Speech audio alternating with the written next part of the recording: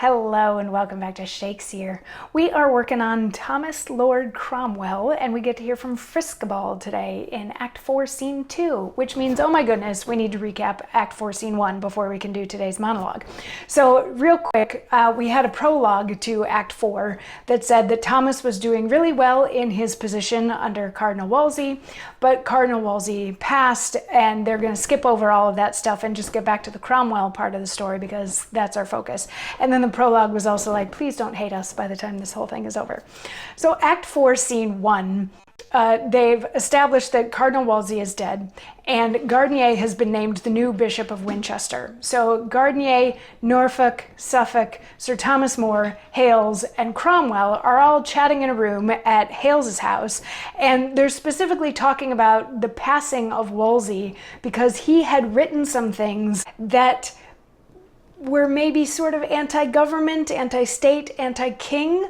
Remember, at this time, the king was head of church and state, but Wolsey had risen in power enough that church and state sort of became their own little entities, or at least there were these little fights in between them, and Wolsey was very much like religion, religion, religion, which sort of flew in the face of the king.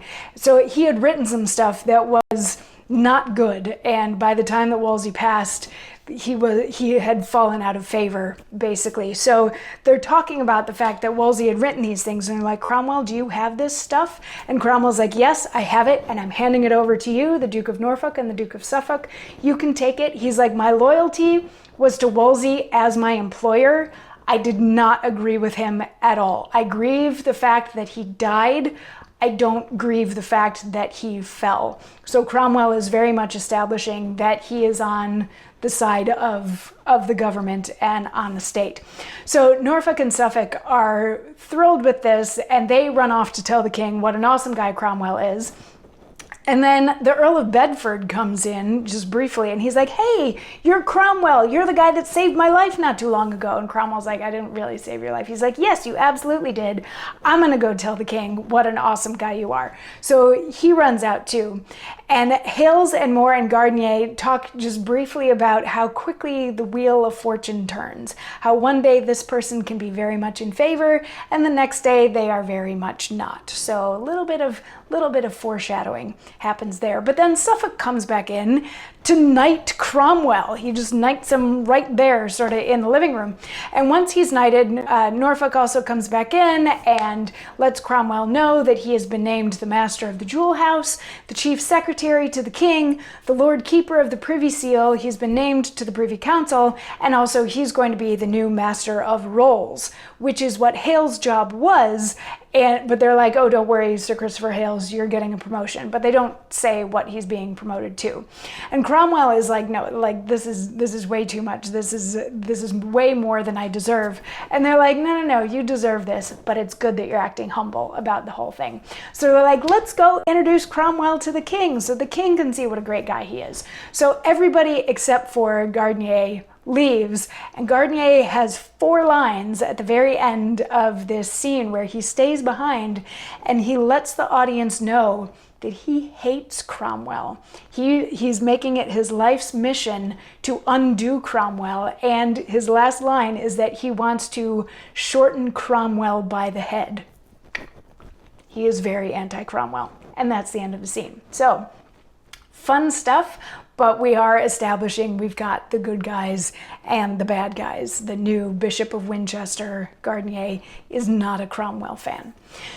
So Act 4, Scene 2 starts out. We are on a street in front of Cromwell's house, and Friskiball enters, and he is very obviously poor. He's wearing ragged clothes, and he's probably dirty, and he's tired and exhausted and all that. And he kicks off the scene saying, "Oh, Friskiball, what shall become of thee? Where shalt thou go, or which way shalt thou turn? Fortune that turns her too unconstant wheel hath turned thy wealth and riches in the sea. Hearts abroad, wherever I have been, grows weary of me and denies me succor.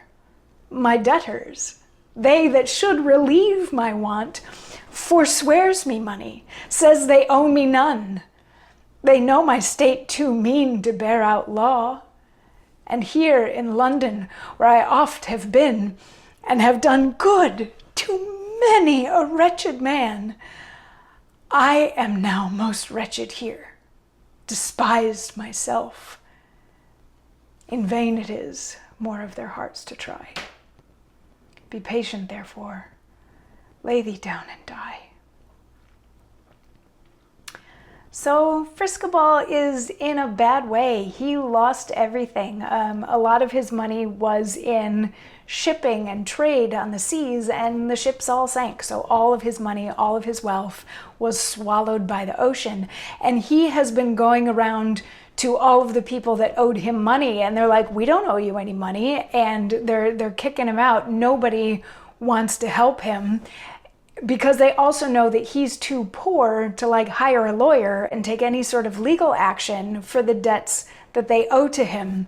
So he's like, and now I'm back in London where I had helped so many people and nobody wants to help me. Like, this is pointless for me to even keep trying. I might as well just lie down here and die. So he lies down. A man named Seeley and his wife Joan enter.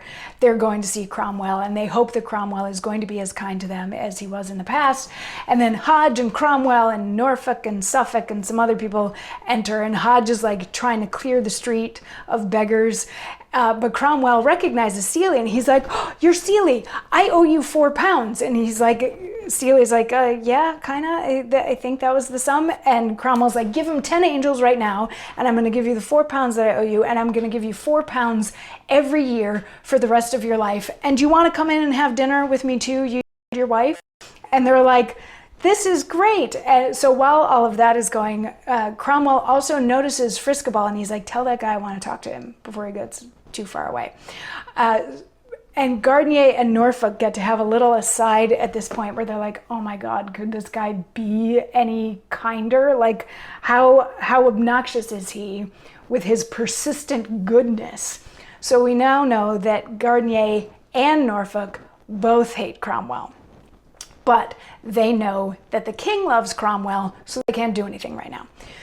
So Cromwell says hello to Gardenier, and he's like, sorry about that whole like breaking up the abbeys thing. And Gardenier is like, yeah, that was not smart of you. Cromwell's like, but they were poorly run and they were really corrupt, and they were taking the king's money, and money that was supposed to go to help the poor wasn't ending up helping the poor and everything. And Gardenier is like, but the abbeys were a refuge for people who needed help. So that poor child that has no food to eat, where is that kid supposed to go now?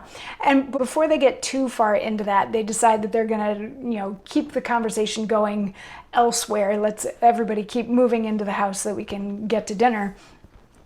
And then Cromwell's dad shows up, and there's a happy reunion, and Cromwell's like, oh, Dad, come in to dinner too.